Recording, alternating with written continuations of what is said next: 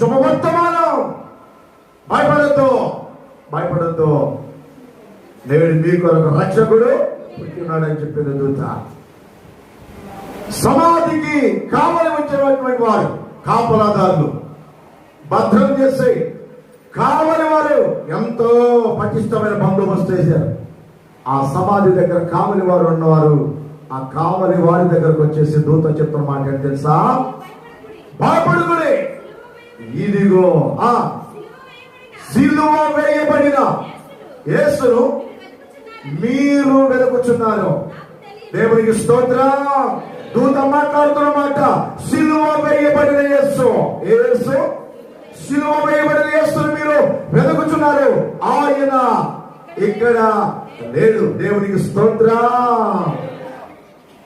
ఆయన ఇక్కడ లేడు. ఎక్కడున్నాడు?